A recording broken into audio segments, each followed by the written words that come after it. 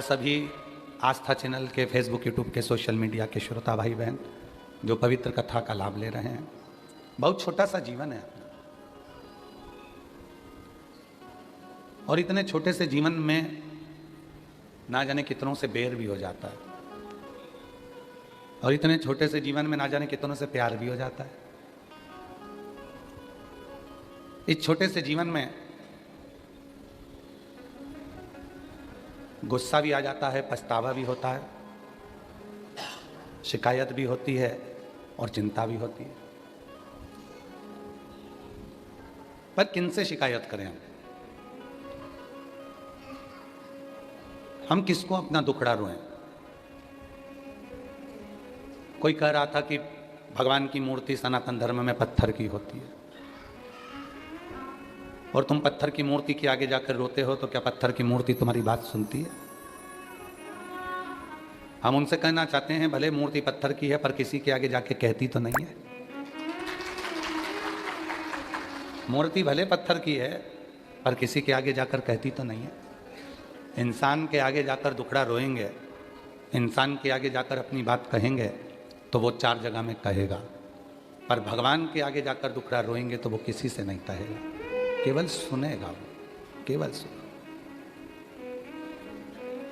और कितना सुनता है वो, कितना कितना श्रवण करता है वो। पहले कथा चल रही थी वाराणसी की कि बाबा माँ जगतजननी अम्बा जगदम्बा ने विजया सखी का साथ लेकर भ्रमण किया और उस भ्रमण में देखा कि दुनिया सब दुखी है, संसार में कोई सुखी नहीं है।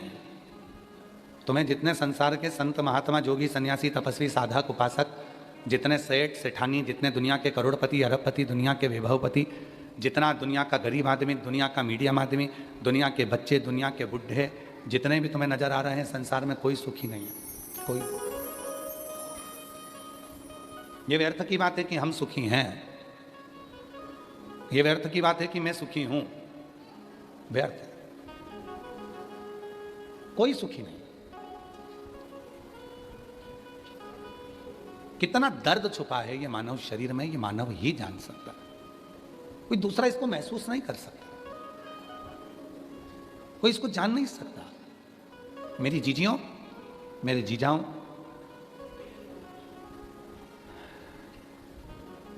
एक बहू रोज भोजन में दाल बनाती थी, रोज दाल बनाती, रोज रोज दाल बनाती, रोज रोज दाल बनाती, प्रतिदिन दाल बनाती। तो एक दिन दाल ने ही उससे कह दिया, क्यों री जी, एक बात बता, तेरे घर के लोगों का स्वास्थ्य खराब है, तुझे उनकी चिंता है इसलिए तू रोज बनाती है, या तेरी शादी हो गई इनसे बदला लेने के लिए बनाती है? तो दाल रोज क्यों बनाती है, किस लिए? जब इतनी सारी सब्जियां हैं तो रोज रोज दाल बनाने की जरूरत क्या है? कभी कभी हम भी हमारे घर में कह देते हैं कि भाई रोज प्रतिदिन तुम दाल बनाते हो तो क्या बात क्या है, कोई तुम्हारी डिमांड हो तो बताओ कि भाई दाल ही दाल बन रही, क्या बदला ले रहे हो? कौन संसार का एक मनुष्य ढूंढकर बता दो जो पृथ्वी पर जन्म लेने के बाद दुखी ना हो। और मनुष्य को जाने दो, भगवान को भी लेकर आ जाओ। वकील साहब, परमात्मा को भी अगर पृथ्वी पर जन्म लिया है तो उनको भी दुख ने घेर लिया। राम जी अगर पृथ्वी पर आए तो उनको भी दुख ने घेरा, 14 वर्ष के लिए वनवास गए। केवल यहीं दुख समाप्त नहीं हुआ, सीता जी की अग्नि परीक्षा हो गई, माता जानकी अयोध्या आ गई और वापिस उनको आक्षेप लगाकर फिर उनको भेज दिया गया। वन में ऋषि के घर में उनके बच्चे का जन्म हुआ, खुद की धर्म पत्नी खुद के सामने पृथ्वी में समा गई। जरा विचार करिएगा कि कितना दर्द मनुष्य के देह में होता है जिसको सहना पड़ता है। जाने दो, भगवान कृष्ण को भी पृथ्वी पर आना पड़ा, कितना दर्द सहना पड़ा। कारागार में जन्म लेते हैं, रातों रात निकलकर यमुना के पार होकर अपने बाबा के पास पहुंचते हैं। नंद बाबा के घर में आराम से 6-7 वर्ष की आयु तक निवास करते हैं और वहां से फिर भागना पड़ता है, जाना पड़ता है, तो मथुरा पहुंच जाते हैं। मथुरा में भी लोग नहीं छोड़ते तो द्वारका चले जाते हैं, गालियां देते हैं, अपशब्द कहते हैं तो द्वारका का निवास कर लेते हैं। और द्वारका में भी सुख कहाँ था, आखिरी में वो द्वारका में रहने वाले भी सब पानी में डूब जाते हैं और भगवान के चरण में बाण लग जाता है और भगवान को लोग धाम चले जाते हैं। दुख कहाँ नहीं। मानव का जो देह मिला है, मानव का जो शरीर मिला है, ये ऐसी थोड़ी ना मिल गया। और इस मानव देह में शिव महापुराण की कथा में तुमरुका जी चंचुला देवी से कहते हैं कि चंचुला, यदि मानव का शरीर मिल जाए और उस मानव शरीर में भगवान शंकर का कोई गुणगान करने का मौका मिल जाए, तो समझ लेना कि तुम्हारे पूर्व के सारे कर्म कट रहे हैं और तुम्हारा जीवन अब आने वाला समय तुम्हारा श्रेष्ठ बनता चला। बोल बम का नारा है, वो जीवन का एक लक्ष्य बन जाए। और कोई पिछले जन्म के अच्छे कर्म मुझे बाबा तेरा साथ मिला, कोई पिछले जन्म के अच्छे कर्म मुझे बाबा तेरा साथ मिला। जहाँ सारी दुनिया झुकती है, जहाँ सारी दुनिया झुकती है, मुझे वो आली दरबार मिला, दरबार मिला। कोई पिछले जन्म के अच्छे कर्म मुझे बाबा तेरा साथ मिला। कोई पूर्व का कर्म अच्छा था, वाराणसी में जन्म हो गया। कोई पूर्व का कर्म अच्छा था, जो आप और हम वाराणसी की इस पवित्र भूमि पर श्रावण महीने में शिव महापुराण की कथा श्रवण कर रहे हैं। कोई पूर्व का कर्म अच्छा था, जो बाबा ने अपने को कथा का एड्रेस भी बता दिया और अपन यहाँ बैठ भी गए और कथा सुनने का आनंद भी प्राप्त किया। कोई पूर्व। आप सबको मालूम है, एक बात बताएं, ये कुबेरेश्वर धाम से ये शिव पुराण जो चलती है ना, ये तिजोरी का वो खजाना है जो बिना दिए रहती नहीं है। जितने बैठे हो, आज की तारीख लिखना, महीना डालना, और कथा के बीच में जब आप 5 बार श्री शिवाय नमस्तुभ्यम कहकर बाबा से कहते हो मेरा दुख काटो, उस स्तुति का स्मरण करना। 3 महीने के बाद आप हमें पत्र लिखकर भेजना कि मैंने कथा के पंडाल में जो मांगा था मुझे बाबा ने दिया कि नहीं दिया, प्रदान किया कि नहीं। हमें कथा याद आ रही है, बहुत पुरानी है परंतु स्मरण में आ रही है। एक बहुत पुरानी कथा है, स्मरण आ रही है। एक पत्नी का पति था, वो कभी भगवान का नाम ही नहीं लेता था। उसकी पत्नी बड़ी धर्मात्मा थी, बहुत भोजन कराती, भंडारा कराती, दान करती, पुण्य करती, सत्कर्म करती, पर पति मना भी नहीं करता कि तू जो कर रही है कर। वो करने में मना नहीं करता, पर वो नाम नहीं लेता, भगवान का नाम लेता है, लेता है। कभी जिंदगी में उसके मुख से विश्वनाथ जी का नाम निकला ही नहीं, कभी जीवन। बहुत पुरानी कथा है, आज स्मरण में आई तो आप लोगों को सुना। एक दिन उसकी पत्नी चिढ़ गई, तभी तो मुंह से विश्वनाथ का नाम ले लिया करो, हर हर महादेव कह दिया करो, जय भोलेनाथ कह दिया करो, बोल बम बोल दिया करो। पति कहता चुप रहे, तेरे को मैंने रोका क्या, तू अपना काम कर, मैं नहीं बोलूंगा, मारते मर जाऊंगा पर मुंह से नाम नहीं लूंगा।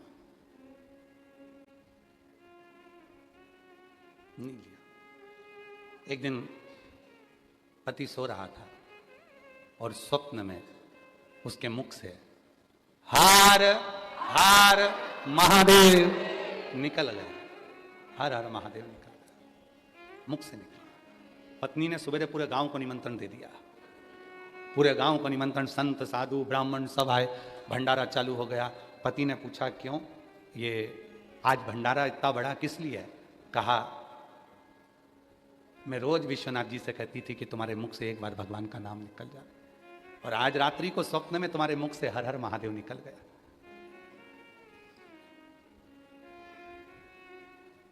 सही में? हाँ। पति ने सुना, चक्कर खा के नीचे गिर गया। पत्नी ने पूछा हुआ क्या? पति कहता है जिस शिव को इतने दिनों से दिल में बिठा कर रखा था, आज वो बाहर निकल गया। आज वो बाहर, जिसको अपने भीतर छुपा कर रखा था, जिसको अपने दिल में बिठा कर रखा था, वो शिव आज बाहर निकल गया। इसलिए अब इस प्राण को रखने से कोई मतलब नहीं है, और पति ने अपने प्राण छोड़ दिए। शिव मंदिर में नहीं रहता, शिव शिवालय में नहीं है, शिव तुम्हारे दिल में है, शिव तुम्हारे मन में है। कितनी खोजबीज करते करते करते करते, अभी कल तो थोड़े थे, आज तुम कितनी खोजबीज करते करते, ना जाने दूरबीन लेकर आए थे क्या करा था कि तुम लोग खोजबीज करते करते यहां तक पहुंच गए। तुम किसको खोज रहे हो? शिव महापुराण को। लोग शॉपिंग मॉल खोजते हैं, लोग पान की दुकान खोजते हैं, लोग बनारसी साड़ी की दुकान खोजते हैं, नाम लेकर पूछते हैं भैया इसकी दुकान कहाँ मिलेगी, खोजते खोजते जाते हैं। पर धन्य है रे वाराणसी वालों जो तुम महादेव की कथा खोजते हो, तुम शिव की कथा खोजते, धन्यता है। हमको लगता है तुम सतुआ बाबा की सब पार्टी वाले हो। सब शिव की कथा ढूंढ रहे हो, खोज रहे हो। अब इससे बढ़कर प्यार क्या हो सकता है तुम्हारा? जरा विचार करिए कि तुम किसको खोजने निकले हो, किसको? और कहीं तो मिलेगा भोला भंडारी, कहीं तो मिलेगा भोला भंडारी, कभी तो सुनेगा भोला भंडारी, कभी तो सुनेगा भोला भंडारी, कहीं तो मिलेगा भोला भंडारी, कहीं तो मिलेगा भोला भंडारी, कभी तो सुनेगा भोला भंडारी। शिव कथा कर रही है, भगवान शंकर की पवित्र कथा कर रही है। पार्वती मैया विजया जी के साथ में भ्रमण पर निकली हैं, सबको दुखी देख रही हैं, सब कष्ट में हैं, कोई सुखी नजर ही नहीं आ रहा। संसार में इतना रोग, इतनी बीमारी फैल गई है कि जिन बीमारियों के नाम तक लोगों ने नहीं सुने थे, ऐसी ऐसी बीमारी संसार में आ गई, और उस बीमारी का कोई हल भी नहीं निकल रहा, कोई हल नहीं। बाबा जी एक कैंसर हॉस्पिटल में हम उनका बुलाना हुआ कि कैंसर के मरीजों से एक बार मिलना। हम पहुंचे, देखा परिवार के लोग अटैचियों में पैसा लेकर खड़े थे और डॉक्टर के हाथ जोड़कर कह रहे थे कि इनको बचा। धन है पर समय नहीं है, धन है समय नहीं। हमने उस हॉस्पिटल के डीन को बोला कि भाई एक काम करो कि ये सब पैसा अपनी जगह काम करेगा, दवाई अपनी जगह काम करेगी, आप एक काम करो, इस हॉस्पिटल में चारों तरफ पंचाक्षर मंत्र नमः शिवाय या षडाक्षर मंत्र ओम नमः शिवाय या महामृत्युंजय मंत्र या श्री शिवाय नमस्तुभ्यम, इसके धीमी आवाज में चलने दो। मुझे विश्वास करता है मेरा, दवा काम करेगी तो उसके साथ दुआ का होना जरूरी है, तो व्यक्ति ठीक होना पड़ेगा। दवा काम करेगी पर उसके साथ दुआ बहुत जरूरी है। 100 रुपए अगर कमाना तो उसमें से 1 रुपया अपने दोनों हाथों से धर्म में लगाना, तो वो 99 रुपए तुम अपने शरीर पर खर्च कर सकते हो, खर्च कर सकते हो। बाबा जी आप तो सीहोर आए हैं, चतुर्वेदी जी भी पहुंचे, बंसल जी भी पहुंचे, अंबाला वाले भी पहुंचे, आप सब गए हो सीहोर। सीहोर दुनिया के लोग कहते हैं बाबा बाबा बाबा, इतना बाबा के पास माल है, इतना बाबा के पास माल है। उनको कौन समझाए जब कुबेरेश्वर बाबा ही बाबा के साथ में है, जब कुबेर भंडारी ही साथ में है, तो माल की क्या कमी होगी, माल की क्या कमी होगी।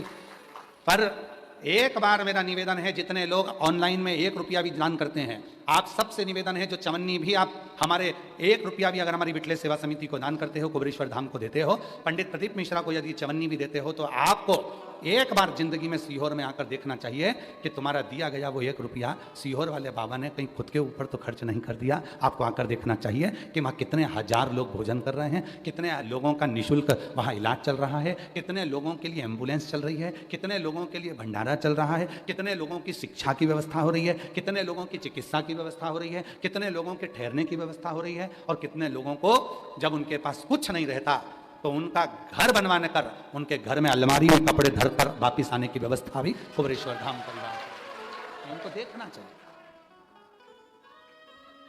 जब खुद की तिजोरी है तो क्यों डरना, किस चीज के लिए डरना, किस चीज का विचार करना।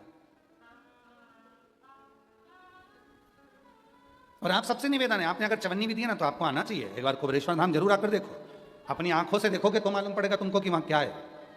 क्यों लाखों लोग वहां कुबेरेश्वर धाम पर जाते हैं, क्यों लोग कावड़ भरने के लिए जाते हैं, लोग क्यों पहुंचते हैं। और निवेदन है, कभी जिंदगी में बन सके तो एक बार कुबेरेश्वर धाम की कावड़ भी भर कर देखना। वो हाथ में केवल पानी के 2 लोटे नहीं रहेंगे, तुम्हारे हाथ में केवल वो डंडा नहीं रहेगा, वो बांबू नहीं रहेगा, वो 2 लोटा जो तुम बांध कर माँ सीवन का जल लेकर कुबेरेश्वर धाम जा रहे हो, वो केवल जल नहीं होगा, तुम्हारे जीवन का सबसे बड़ा सुख होगा, तुम्हारे जीवन का सबसे बड़ा होगा। कोई साधारण नहीं। एक पति पत्नी अपने बच्चे को लेकर मिलने के लिए आए, यहीं की कथा है जहां पहले कथा करके गए उत्तर प्रदेश में, कहाँ, बलिया, बलिया में दया शंकर जी कथा कराए थे, तो वहीं पर बलिया में कथा में मिलने के लिए आ गए वो दया शंकर जी मिलना। वो पति पत्नी के साथ एक बच्चा आया था। अब देखो दुख दुख किसको कहते, बच्चा आया था। माता पिता से पूछा तुम ठीक हो, हमारी आदत है हम सबसे पूछते बढ़िया हो, हाँ हाँ बहुत बढ़िया। हमने बच्चे से भी पूछ लिया तुम बढ़िया हो, काय के बढ़िया। हम पापा से इतने दिन से कह रहे हैं मम्मी बदल दो। बाबा जी बच्चा कह रहा है हम पापा से इतने दिन से कह रहे हैं मम्मी बदल दो। हमने कहा मम्मी से क्या प्रॉब्लम है, खूब कूटती है। और पापा ऐसे हैं हमारे जो मम्मी भी नहीं बदल रहे। हमने उस बच्चे की बात सुनकर इतनी प्रसन्नता होकर हमने कहा बेटा तू भी दुखी है, तू भी दुखी। दुख किसको नहीं है, किसको, किसके अंदर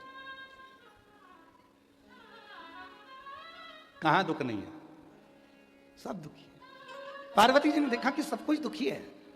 अब चिंता में पार्वती जी पड़ गए, चिंता। यहीं एक तरफ वरुणा है, एक तरफ असी है। यहीं असी नदी का तट था जहां मां पार्वती जी मौन होकर बैठ गई, मौन होकर एकदम चुप, मौन। ये दोनों जो नदियां हैं ना, वरुणा और असी, और जिसके बीच में बसी है वाराणसी, ये कोई साधारण नदियां नहीं है। जिनके बीच में मेरा महादेव आकर बैठा है, ये वरुणा और असी दोनों नदियों के मध्य में ये वाराणसी जो बसा हुआ है, ये दोनों नदियां कोई साधारण नहीं है। गंगा में जो बल है, मां गंगा की आराधना और साधना में जो बल है, वही वरुणा और असी में भी बल है।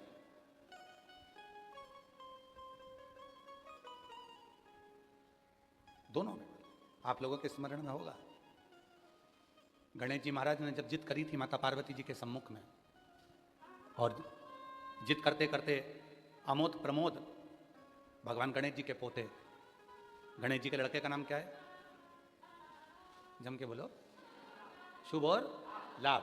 और गणेश जी के पोतों का नाम क्या है, अमोद और प्रमोद। गणेश जी के पोते का नाम, शिव जी के परपोतों का नाम है अमोद प्रमोद।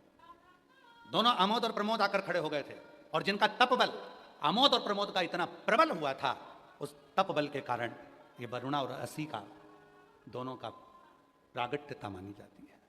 ये कोई साधारण नहीं, अमोद और प्रमोद। असी नदी के पवित्र तट पर मां बैठ गई। और आपको मालूम होगा मां पार्वती, जैसे शिव जी का नाम यहाँ पर काशी विश्वनाथ पड़ा, वाराणसी में भगवान शिव को विश्वनाथ कहते हैं। आसी नदी के तट पर बैठकर मां पार्वती जी जब बहुत चिंता में डूब गई, और बहुत चिंता व्यापी, आप लोग को काशी के हो तो आप लोगों को ज्यादा ज्ञान होगा, हम तो इतना नहीं जानते, पर जो हमारे शास्त्रों ने हमको दिया वो हमने आपको बताया। पर हमसे ज्यादा आप वाराणसी के निवासी इस बात को जानते होंगे कि आसी नदी के तट पर मां पार्वती जी भगवान शिव के लिए बैठ गई कि ये सब इतने दुखी हैं, संसार का मनुष्य इतना दुखी है, तो मौन होकर बैठ गई। और तब आसी नदी के तट पर बैठकर मां पार्वती जी ने गहन चिंतन किया, और इतना चिंतन किया कि पार्वती जी के तन के जो वस्त्र थे वो भी गल चुके थे। तो वृक्ष के पत्तों को पहन लिया, वृक्ष के फूलों को अपना श्रृंगार बना लिया, पर वहां से वो गई नहीं। और जब गई नहीं तब माता पार्वती जी का नाम हो गया अरण्यानी। क्या नाम पड़ा, अरण्यानी। अरण्यानी माता पार्वती जी का नाम पड़ा। लोग उनको अरुण्या भी कहते हैं, अरुण। अरण्यानी माता पार्वती का नाम हो गया। बैठी चिंता में बैठी, बहुत देख रही है, सब दुखी है, कोई सुखी नहीं है, सब संसार सागर का हर मानव दुखी है।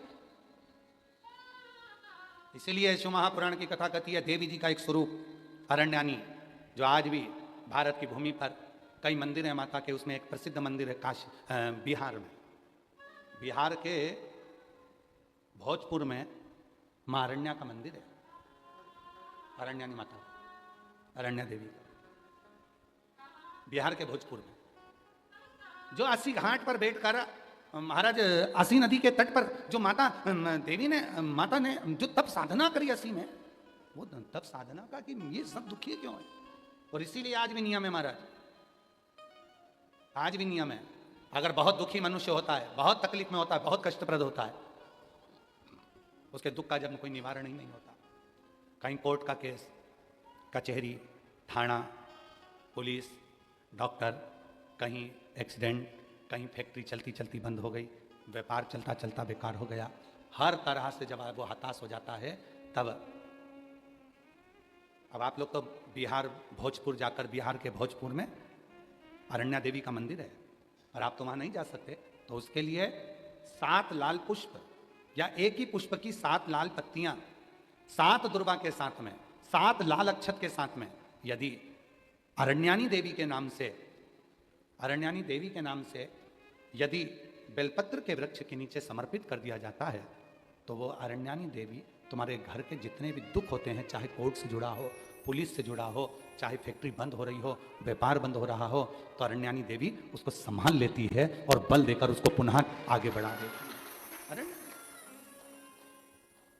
वरुणा और असी जिसके बीच में बसी है वाराणसी, ये असी साधारण नहीं है, ये वरुणा साधारण नहीं है। आप लोग तो सब वाराणसी के निवासी हो, तो आप लोगों को ज्यादा ज्ञान होगा कि इन नदियों के तट पर बैठकर कितनी साधना हुई होगी, क्यों भगवान वाराणसी में आकर बस गए, क्यों भगवान ये 2 नदियों के मध्य में आकर बस गए, ऐसा क्या हुआ। वरुणा और असी ने ऐसा कौन सा पुण्य फल पाया था जो ये गंगा मैया उनसे मिलने के लिए आ गई, ये गंगा का संगम हो गया। गंगा तो काशी में थी ही नहीं, गंगा तो काशी में थी ही नहीं। कौन लेकर आया इनको, कौन? ये वरुणा ऋषि ने ऐसा कौन सा पुण्य कर दिया था जो गंगा को लेकर यहां आ गई? कौन सा अंतरी अनसुईया ने तप कर दिया था जो अनसुईया जी के कहने पर गंगा यहां पहुंच गई?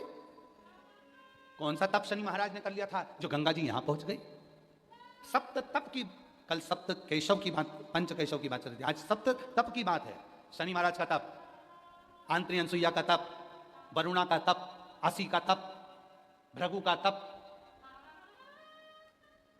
कितने तप है यहां। और उस तप के बल पर कोई गंगा ऐसे ही नहीं आई है। गंगा का तो सीधा सीधा रूट था, गंगा सीधी जा रही थी, पर काशी के लिए मुड़ी फिर चली, काशी के लिए मुड़ी फिर चली। क्यों आई है? कभी विचार करना, वाराणसी में निवास करने वाले कभी विचार करें कि गंगा मैया को लेकर आने वाला, गंगा मैया को यहां स्थापित करने वाला, गंगा मैया किसके कहने पर क्यों आई, किस तप के बल पर, किस साधना के बल पर, किस भाव से यहां पहुंच गई। कभी विचार करिए। असी के तट पर कौन सी देवी है? जम के बोलो, अरण्यानी देवी। जम के बोलो, अरण्यानी देवी। और बहुत ध्यान देना महाराज, जिस नारी के गर्भाशय में अगर गट्ठान हो जाए, बच्चादानी में कोई प्रॉब्लम हो जाए और गर्भाशय में डॉक्टर बोले कि इसका बड़ा ऑपरेशन कराना पड़ेगा, या गर्भाशय में कोई तकलीफ ज़्यादा ही हो गई है, या किसी रूप में पुरुष या स्त्री या बच्चे या बड़ों के उदर नाभि से नीचे हर्निया से जुड़ी हुई कोई प्रॉब्लम हो गई है, तो भी अरण्यानी देवी का स्मरण करने से, यहाँ तक यदि गर्भाशय की प्रॉब्लम है या पुरुष या स्त्री में हर्निया से जुड़ी हुई भी कोई प्रॉब्लम है, तो थोड़ा ध्यान देंगे। 7 बेलपत्र इस तरह से लीजिए,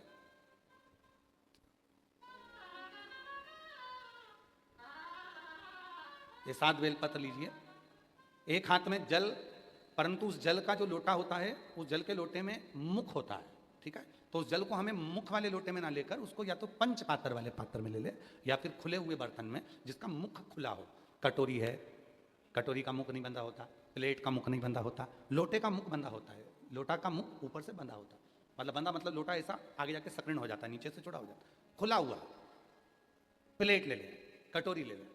और जिसको भी बच्चादानी में कोई प्रॉब्लम है, बड़े ऑपरेशन का डॉक्टर बोल रहा है, कोई गर्भाशय में प्रॉब्लम हो गई, कोई हर्निया से जुड़ी हुई प्रॉब्लम हो गई, तो अरण्यानी देवी का नाम लेकर 7 बेलपत्र को आगे रखकर शिवजी पर उस जल को 7 बार, भले 2-2 बूंद चढ़े चाहे 4-4 बूंद चढ़े, वो 7 बार अरण्यानी देवी का नाम लेकर यदि वो जल चढ़ाया जाता है, 7 बेलपत्र को वापस लाया जाता है, उठाया हुआ जल नंदी के पास बैठकर आचमन किया जाता है, और एक एक बेलपत्र को 7 दिन तक रोज एक एक खाया जाता है। उसके 12 दिन के बाद आप जांच करा लो, आपकी हर्निया में और आपके बच्चादानी में कोई प्रॉब्लम नजर नहीं, कहीं ना कहीं बाबा कृपा करे। और अगर आती भी है तो डॉक्टर का साथ में दवाइयाँ भी लेना है, इलाज भी कराना है। हमने एक बात पहले भी कही थी, डॉक्टर शिव का एक रूप है। ये नहीं कि हम ये कर रहे हैं तो डॉक्टर की दवा ना लें, डॉक्टर की भी दवा लें, डॉक्टर को शिव मानकर, पर उसके साथ में मां अरण्यानी देवी का स्मरण भी कर। कल बाबा जी कह रहे थे कि एक बेलपत्र में वो औषधि है, और बाबा जी जब से लोगों ने बेलपत्र खाना चालू करी, रुद्राक्ष का पानी पीना चालू करा, तब से रिसर्च सेंटरों में रिसर्च हो रहा है इस बेलपत्र में ऐसा क्या है, रुद्राक्ष में ऐसा क्या है कि रुद्राक्ष के जल से लोग ठीक हो जाते, बेलपत्र के सेवन से। फिर से बोलो एक बार, कौन सी देवी है? अरण्यानी देवी। और अगर इस देवी का दर्शन करना है तो कहां जाना पड़ेगा अपने को? बिहार के भोजपुर में अरण्या देवी का मंदिर है।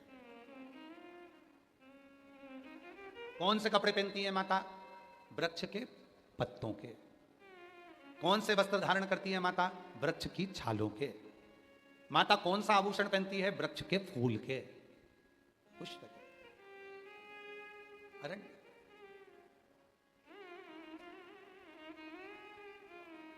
महाराज, हमारे सनातन धर्म में लोग, दुनिया के लोग भले हंसें, ताना कसें, पर हमारा सनातन धर्म इतना मजबूत है, उसकी पूजन पद्धति, उसके श्रृंगार एक ऊर्जा देते हैं।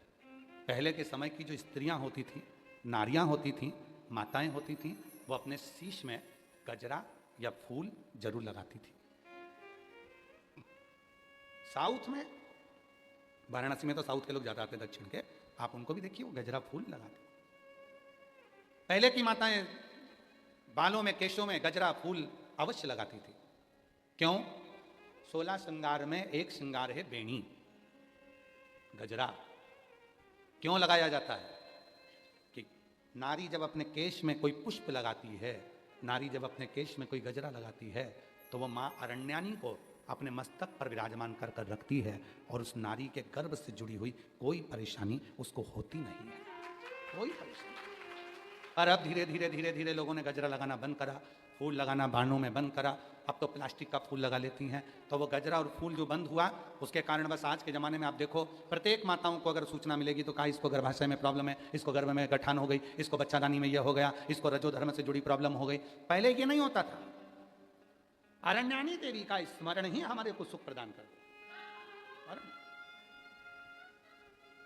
और यहां तक कहेंगे महाराज, शिव महापुराण के कथा के अंतर्गत अगर कभी मौका मिले तो गीता प्रेस गोरखपुर की देवी भागवत लेकर आओ, और देवी भागवत में मां अरण्यानी का चरित्र पढ़ो। और देवी भागवत में मां अरण्यानी का चरित्र पढ़ोगे तो क्या मिलेगा आपको? मां अरण्यानी के चरित्र में पढ़ेगा आपको, जिस नारी के रजोधर्म में तकलीफ होती है, रजस्वला होते समय जिस बेटी को, जिस नारी को, जिस बच्ची को पेट में दर्द होता है, और कहीं ना कहीं रजोधर्म रुक जाता है या रजोधर्म लगातार चालू रहता है, तो मां अरण्यानी देवी का मात्र नाम लेकर 3 बार आचमन करने पर ही 1 घंटे के अंदर उसको आराम लगना प्रारंभ हो जाता है। ये अरण्यानी देवी, ये अरण्यानी देवी। ये कोई साधारण है क्या? हमारे धर्म शास्त्रों में, हमारे तीर्थों में, हमारे धर्म शास्त्रों में बहुत बहुत देवताओं, इसको पहचाना नहीं लोगों। और आप लोग तो सब वाराणसी के हो, आप लोगों को तो ये कथा बहुत याद होगी कि माँ अरण्यानी तुम्हारे ही वाराणसी की 80 नदी के तट पर माता ने तप किया था। इसी तट, इसी तट।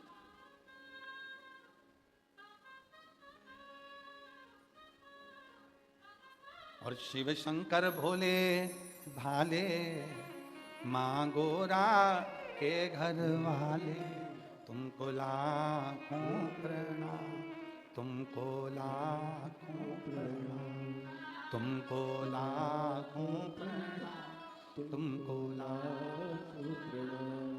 शिव शंकर भोले भाले, माँ गोरा के घर वाले, तुमको लाखों प्रणाम, तुमको लाखों प्रणाम, तुमको लाखों प्रणाम, तुमको लाखों।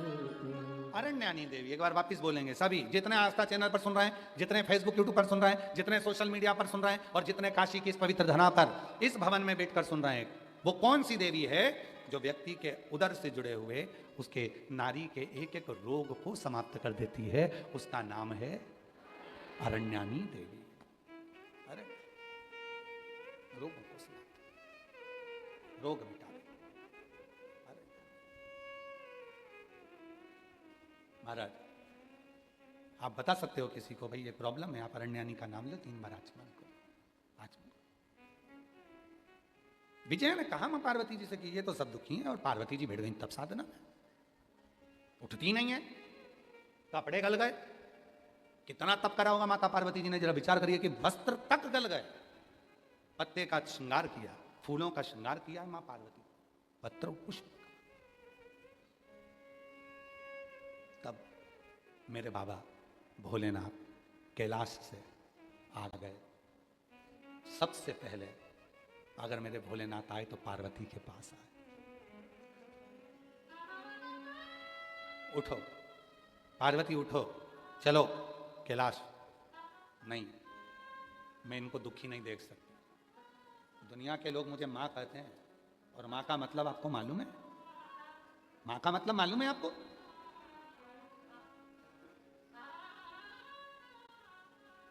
सब अपने कमरे में दरवाजा बंद कर कर सोते हैं, पर बूढ़ी माँ अपना दरवाजा खोल कर सोती है। ना जाने मेरे कौन से बच्चे को मेरी कब जरूरत पड़ जाए और मुझे निकल कर जाना पड़े। मैं माँ हूं, कैसे दुखी देख सकती हूं मैं दुखी नहीं देख सकती। आप मुझे वर दो, ये सब दुखों से मुक्त हो। शिव जी ने कहा नहीं हो सकता। क्यों कर्म भोगते हैं ये? बाबा भोलेनाथ जी ने कहा ये पूर्व का कर्म है जो मनुष्य को भोगना पड़ रहा है, ये आज का कर्म नहीं है, पूर्व का। तो पूर्व का कर्म क्यों भोगा जाए? शिव जी ने कहा पार्वती, मनुष्य अपने कर्म का भोग भले भोग लेता है, फिर भी मनुष्य देह में उसको कर्म भोगने के लिए मृत्यु लोक में भेजा जाता है, जिससे वो अपने पूर्व के कर्म को थोड़ा थोड़ा भोगता रहता है और भगवान का भजन भी करता रहता है। ये तो बिजली के बिल की तरह है। जून का बिजली का बिल कब भराता है? जम के बोलो, जुलाई में। जुलाई का बिजली का बिल कब भराएगा? अगस्त में। उसी तरह तुम आज कर कर जाओगे, कल भोगोगे। पहले कर कर आए हो तो आज भोग रहे हो। पूर्व में जो तुमने अच्छा किया तो बाबा विश्वनाथ ने तुमको, दुनिया के लोग भीड़ में आते हैं, कीचड़ में आते हैं, धूप में आते हैं, बारिश में आते हैं, अपना खुद बिछाते हैं, खुद ओढ़ते हैं, खुद खाते हैं, खुद सोते हैं। इधर से ये धकाता है, उधर से वो धकाता है। तुम्हारा पूर्व का कोई कर्म अच्छा था जो बाबा विश्वनाथ एसी के हाल में तुमको कथा सुनवा रहा है। तुम सब काशी वालों को देखता हूं ना तो थोड़ी जलन बहुत होती है। और जलन इस बात की होती है कि तुमने कौन सा पुण्य करा होगा जो मेरे भोलेनाथ ने तुमको काशी का निवास दिया होगा।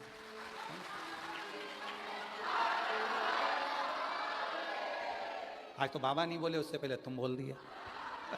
पक्के शिष्य है। कोई तो पुण्य तो इसको देख के जलन। जिस भूमि पर आने के लिए देवता तरसते हो, देवता। याद है आपको कि जब देवासुर संग्राम हुआ और उस देवासुर संग्राम में जब बुद्धि काम नहीं कर रही थी इंद्रदेव की, क्या करा जाए, क्या करा? देवासुर संग्राम में जब बुद्धि काम नहीं कर रही थी इंद्रदेव की, क्या करा जाए? ब्रह्मा जी के पास गए, कोई तरीका बताओ वृत्रासुर मर जाए। उसको मारने का एक ही तरीका है, एक बार तू काशी का भ्रमण कर कर आ जा।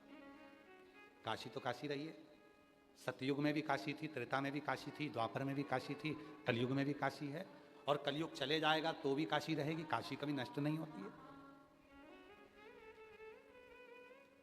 सतयुग में काशी त्रिशूल पर थी, काशी की आकृति त्रिशूल जैसी थी, इसलिए कहा जाता है काशी को त्रिशूल पर बसी है।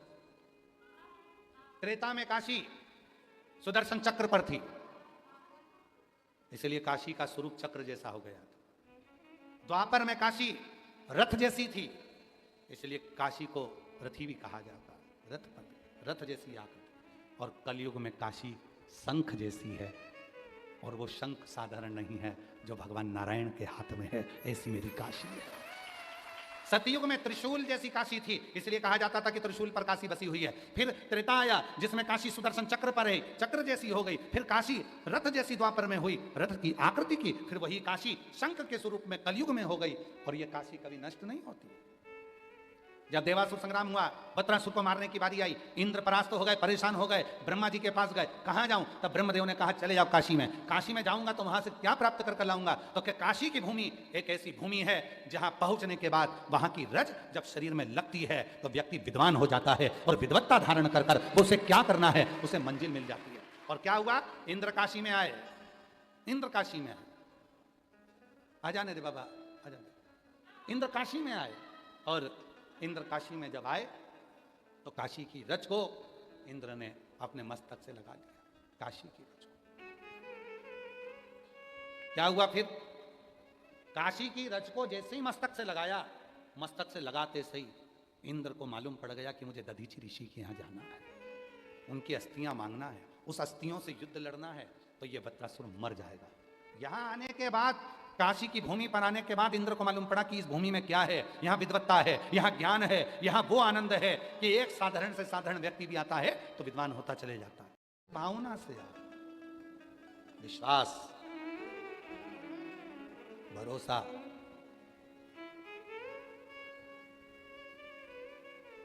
और जिसके अंदर विश्वास होता है, भरोसा होता है, भक्ति होती है, वही एक दिन दुनिया पर राज करता है।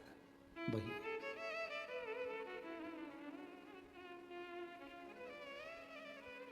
विश्वास, भरोसा, भक्ति दृढ़ता देती है। आप अपने भीतर विश्वास तो करो, मानो तो मैं गंगा मां हूं, बोलो बोलो जम के बोलो, जन ना मानो तो बहता मान। आप मानो तो गंगा मां, नहीं तो कई लोग ऐसे हैं विश्वनाथ की धरा पर रहते हैं, विश्वनाथ जी की भूमि पर रहते हैं, कभी गंगा नहाने नहीं जाते हैं और पूरी दुनिया गंगा नहाने आती है। कई लोग विश्वनाथ जी की भूमि पर रहते हैं, विश्वनाथ जी की धरा पर रहते हैं और विश्वनाथ जी का दर्शन करने नहीं जाते, पूरी दुनिया दर्शन करने आती है।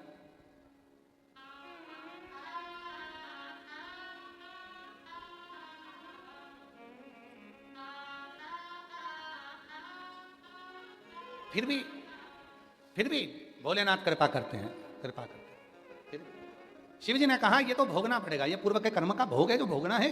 तो पार्वती जी ने फिर विनय करा, नहीं नहीं मैं नहीं चाहती कि ये भोगे, ये तुम्हारा अगला जन्म का इस जन्म में भोगो और इस जन्म का अगले जन्म में भोगो और उस जन्म का उस जन्म में भोगो, ये चक्र मुझे नहीं चाहिए, ये मुझे नहीं चाहिए। अब आप कुछ भी करो, इन जन्म के चक्र से मुक्त करो। तो शिव जी ने कहा ठीक है, अब तुम चिंता मत करो, तुम अगर चाहती हो कि सब इस जन्म का अगले जन्म को ना भोगा जाए, जो झूठ बोला, प्रपंच करा, गलती करी, वो अगले जन्म में भोगने को ना मिले, तो मैं एक काम करता हूं, जिस असी नदी के तट पर, हे पार्वती तुम मौन होकर बैठी है, वरुणा और असी के मध्य में जो टापू है, इसी पर मैं बैठकर इतना तप करता हूं, इतना तप करता हूं कि उसका फल तुझे प्राप्त होगा। वरुणा और असी नदी के तट के मध्य में भगवान विश्वनाथ, भगवान शिव बैठ गए, हजारों वर्ष का तप करने लगे। माँ पार्वती जी उनको देखती रही, दर्शन करती रही।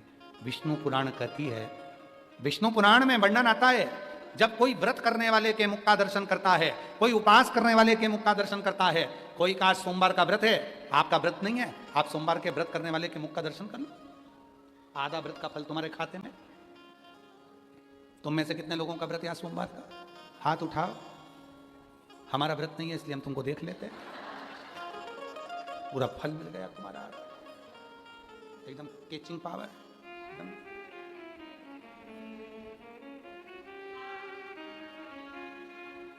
और देख लो आस्था चैनल वाले जितने भी बैठे हैं, जितने सोशल मीडिया पर कथा सुन रहे हो, आस्था वाले तुम सबको इनका मुख का दर्शन करा रहे हैं। अच्छे से कर लो जिनका व्रत नहीं है, और जो सोमवार के व्रत करने वाला है उसके मुख का दर्शन करो, पशुपति व्रत करने वाले के मुख का दर्शन करो, 16 सोमवार के मुख का दर्शन करने, व्रत करने वाले के मुख का दर्शन करो, चतुर्थी करने वाले के मुख का दर्शन करो, यज्ञ करने वाले का मुख का दर्शन करो, श्री शिवाय नमस्तुभ्यम बोलने वाले के मुख का दर्शन करो, विश्वनाथ जी का दर्शन करके कोई आ रहा हो उसके मुख का दर्शन करो। बस जितना फल उसे मिला है उसका 50% तुम्हारे खाते में चला गया।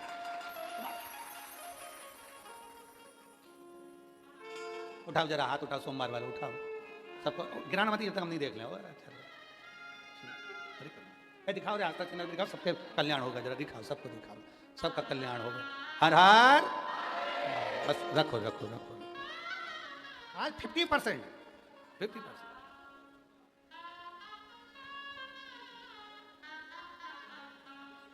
चतुर्वेदी तुम्हारा 3 बार देख लिया हमने, 50%। बैठ गई मां जगत जननी जगदम्बा, शिव जी तप कर रहे हैं वरुणा और असी नदी के बीच में। और जो शंकर जी ने हजारों वर्ष का तप कैलाश से आकर यहां करा, पार्वती जी उनको देखने में लगी थी, निहार रही, देख रही। कहते हैं काशी खंड स्कंद पुराण वर्णन करता है, मां पार्वती जी के नयन की पलक भी एक क्षण के लिए नहीं झपकी, एक क्षण। पार्वती जी के नयन की पलक, स्कंद पुराण काशी खंड वर्णन करता है कि पार्वती जी के नयन की पलक एक क्षण के लिए भी नहीं झपकी। शिव जी को देखती, शिव तप में थे, पार्वती जी दर्शन करती रही, नेत्र खुले भोले बाबा के। पार्वती को देखकर शिव जी ने कहा, पार्वती आज तूने मेरे दर्शन को किया है, तप का दर्शन तेरा खाली नहीं जाएगा, मेरी आदि शक्ति तुझ में जाएगी। दुनिया के लोग कहेंगे आदि शक्ति भवानी की जय, दुर्गे महारानी की। लोग कहते कि नहीं कहते, आदि शक्ति भवानी की जय, दुर्गे महारानी की। मेरी आदि शक्ति तुझ में चली गई है और पार्वती ये शक्ति कहीं खाली नहीं रहेगी। जब महिषासुर का वध करना होगा तो तुझे ये शक्ति काम आएगी, दुष्टों का संहार करना होगा तो तुझे ये शक्ति काम आएगी। पार्वती जी कहती हैं, दुष्टों का संहार तो मैं आपकी कृपा से कर दूंगी, पर इस शक्ति का प्रयोग तो मुझे यहीं करना है, यहीं। सुन लो वाराणसी वालों, स्कंद पुराण काशी खंड में क्या लिखा है, इस शक्ति का प्रयोग मुझे यहीं करना है। और आप सब लोग तो काशी में रहने वाले, अच्छी कथा का स्मरण, इसी शक्ति का प्रयोग मुझे यहां करना है, मुझे यहीं। तो शिवजी ने पूछा कौन सी शक्ति का? तो आपके शरीर की जो तप साधना की आदि शक्ति मिली है उसका फल मुझे यहीं पर चाहिए। शिवजी ने जो शक्ति दी, पार्वती जी ने कहा, आपने जिस भूमि पर तप करा इसका नाम वाराणसी होगा, ये आपके तप से मिला, इसका नाम वाराणसी, आप यहाँ रहोगे। पर मुझे जो आपके दर्शन से आदि शक्ति मिली है उससे मैं इस भूमि पर अपने हाथ रखकर फल देती हूँ।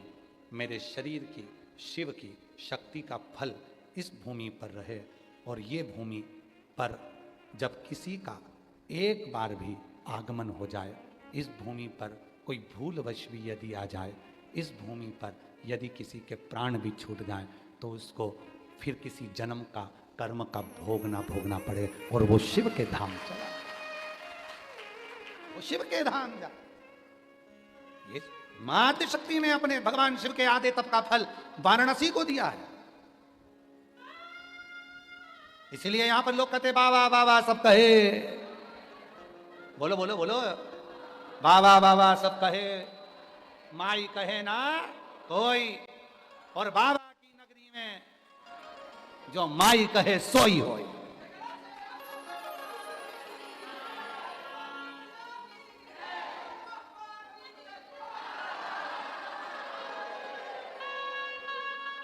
आज बाबा जी के अच्छे अच्छे चेले बैठे सतलम दम के आवाज लगाने वाले। और काल के पंजे से माता बचाओ जय मां अष्ट भवानी, काल के पंजे से माता बचाओ जय मां अष्ट भवानी, जय मां अष्ट भवानी मां, जय मां अष्ट भवानी। हे नाम रे सबसे बड़ा तेरा नाम, ओ शिरोमणि ऊंचे डेरों वाली, बिगड़े बता दे मेरे काम नाम रे।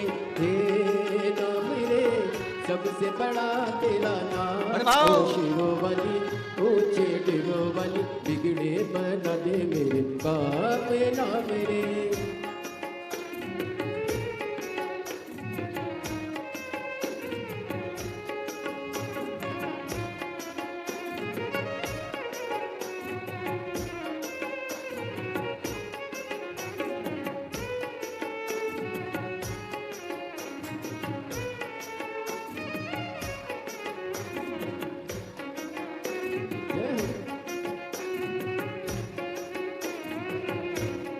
शंभो।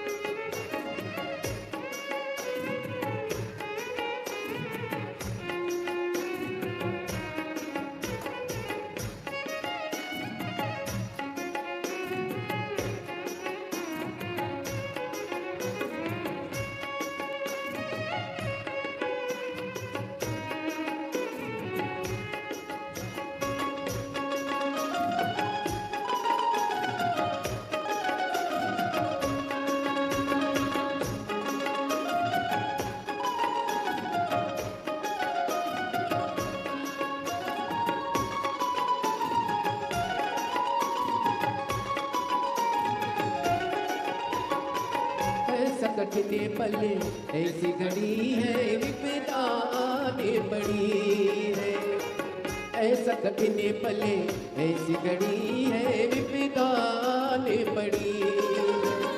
तू ही दिखावे रास्ता ये दुनिया रस्तेदारों के खड़ी, तू ही दिखावे रास्ता ये दुनिया रस्तेदारों के खड़ी।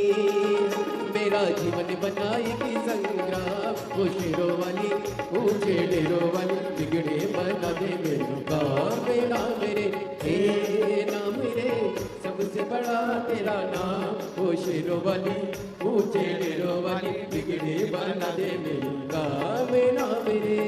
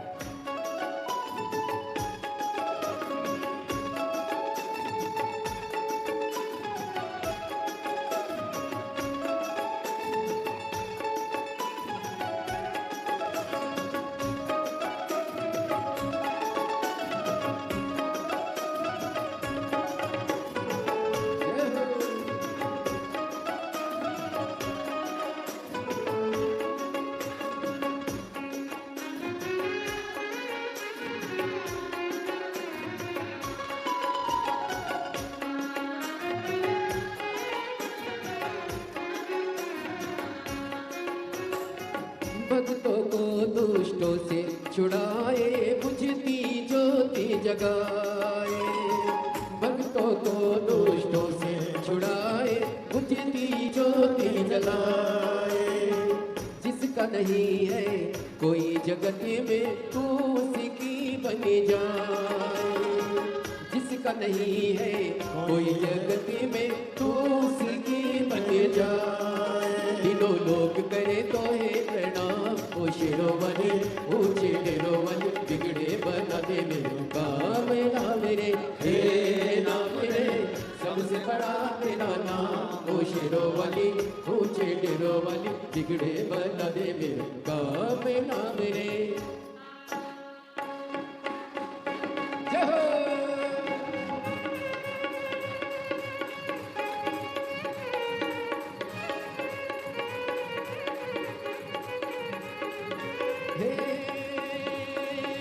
तू ही लेने वाली माता तू ही देने वाली, तेरी जय जयकार करूं मैं भरत झोली खाली माँ भरत झोली खाली। काम सफल हो मेरा दे सावरिता, तेरे बल से हो जाए माँ निर्बल भी बलवान, माँ निर्बल भी बलवान। बीच भवन में डोली रही है पार लगा दे नैया, जय जगदम्बे अष्ट भवानी अम्बे गौरी मैया माँ अम्बे गौरी मैया माँ अम्बे गौरी मैया। हे नाम रे सबसे बड़ा तेरा नाम ओ शेरों वाली ऊंचे डेरों वाली, बिगड़े बना दे मेरे काम नाम रे। हे नाम रे सबसे बड़ा तेरा नाम ओ शेरों वाली ऊंचे डेरों वाली, बिगड़े बना दे मेरे काम नाम रे।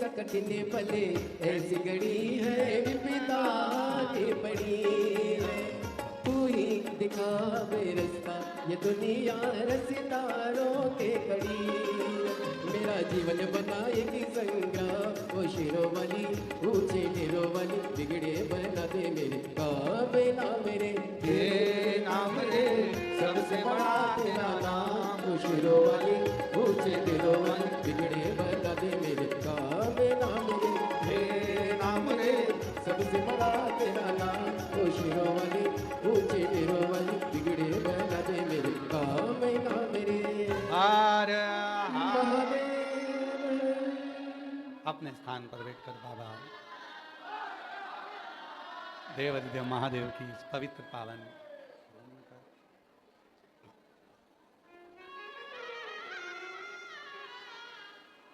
बाबा को अपने मन का भाव कहिए, प्रार्थना करो, विनय करो, निवेदन करो, विनती करो। बाबा को अपने मन का भाव कहें, प्रार्थना करें, निवेदन करें।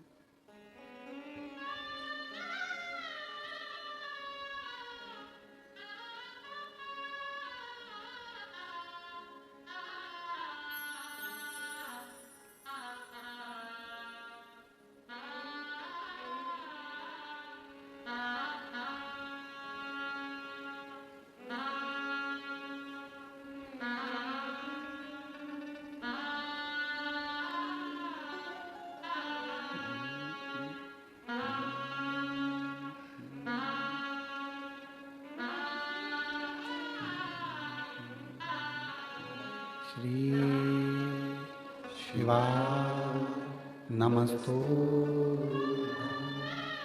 श्री शिवा नमस्तो श्री शिवा नमस्तो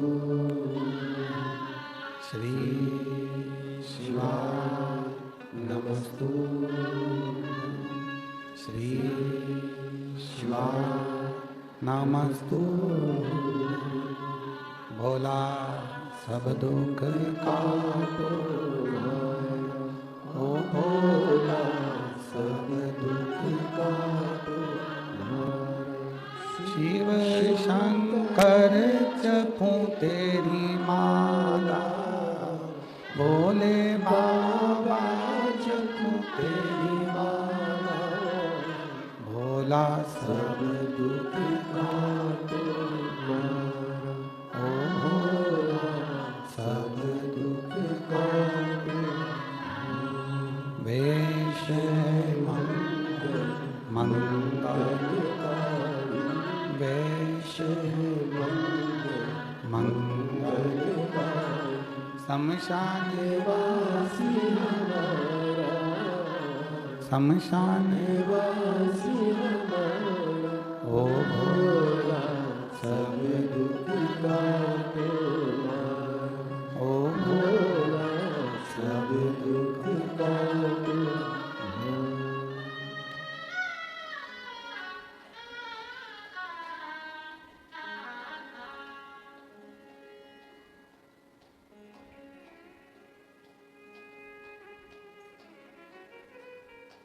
बाबा देवाधिदेव महादेव भगवान शिव घरदानी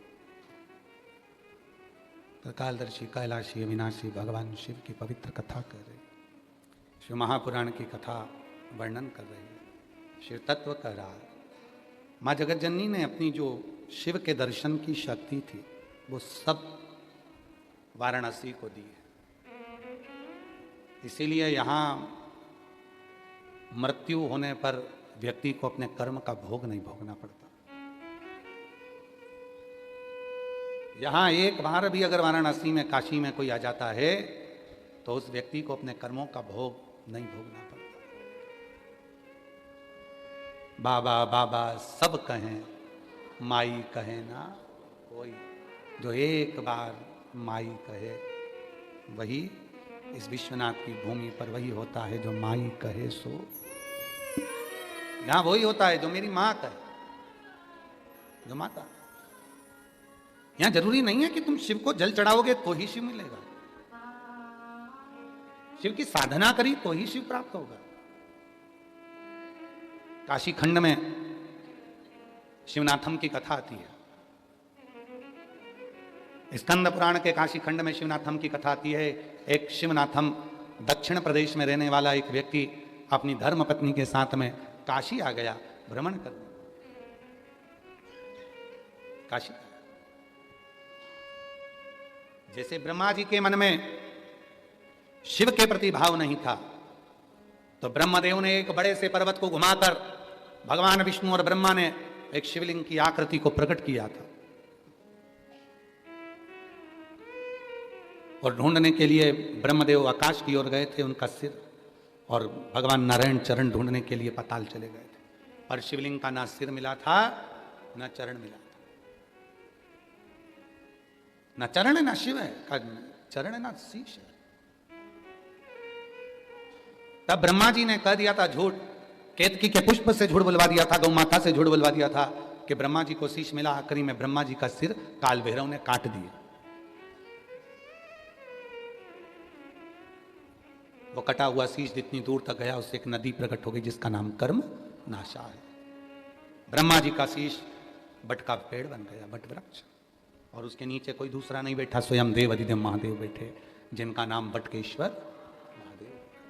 ब्रह्मा तुम्हारे कहीं कर्म का भोग भोगना होगा इसलिए तुम्हारा शीश कटा है, और आज मैं यहां बैठा हूं इस बट वृक्ष के नीचे, वचन देता हूं संसार के मनुष्य के मस्तक पर कितना भी कर होगा, कितना भी कर्जा होगा, कितना भी वो कर्जे में डूबा होगा, यदि एक बार भी मेरे इस पवित्र स्थल का बड़ के पेड़ के नीचे विराजमान मेरे शिवलिंग का नाम का उच्चारण कर कर यदि वो जल समर्पित करेगा तो निश्चित है वो करों से मुक्त होगा, और शिव जी का नाम वही बटकेश्वर महादेव हो गया।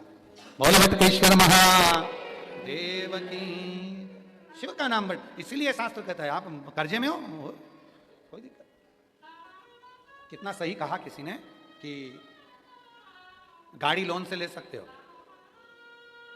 मकान लोन से ले सकते हो, पैसा लोन पर मिल सकता है, धन लोन से मिल सकता है, बंगला लोन से मिल सकता है, लैपटॉप कंप्यूटर गाड़ी भी लोन से मिल सकती है, पर इज्जत लोन से नहीं मिल सकती। इज्जत तो अपने कर्म से पाई जाती है। आप जैसा कर्म करेंगे वैसी इज्जत आपके सामने प्रकट होगी। इज्जत कभी लोन से नहीं मिलती। आप धन मकान बना लिया, जमीन बना ली, जमीन जायदाद बना ली, गाड़ी बंगला सब कर लिया, पर इज्जत कैसे मिलेगी? लोन पे नहीं मिल सकती, सेठ के दरवाजे पे नहीं मिल सकती। इज्जत तो आपको बनाना पड़ेगी, बनाना पड़ेगा। और लुटा दिया भंडार काशी वाले कर दिया माला, माल काशी वाले लुटा दिया भंडार काशी वाले कर दिया माला, माल काशी वाले जो जैसी भावना लाया वो वैसा ही फल पाया, नहीं खाली उसे लौटाया वो मन ही मन हर्षाया, और कर दिया माला माल काशी वाले लुटा दिया। भंडार काशी वाले। अब ये तो शिव की उदारता है, करुणा है, कृपा है। कितना प्यार है ना तुम्हें विश्वनाथ जी से, कितना प्यार है तुम्हें भोलेनाथ जी से, और कितना प्यार है तुम्हें शिव महापुराण से।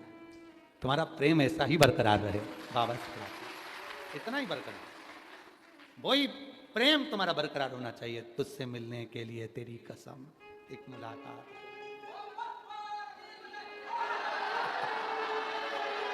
इतना प्रेम होना चाहिए बाबा से, और यही प्रेम जीवन का सर्वस्व है। हमने पहले भी कथा में कहा, फिर कहते हैं, किसी से प्यार हो जाता है तो तुम्हारा मोबाइल का खर्चा वही उठाता है, किसी से प्यार हो जाता है तो तुम्हें सूट भी वही दिलाता है, किसी से प्यार हो जाता है तो घड़ी चूड़ी और अंगूठी भी वही दिलाता है, और किसी से प्यार हो जाता है तो चाउमीन भी वही खिलाता है। प्यार तो उसी तरह जब मेरे बाबा से प्यार हो जाता है तो तुम्हारी जिंदगी का सारा दुख उसका हो जाता है और तुम उसके हो। प्रेम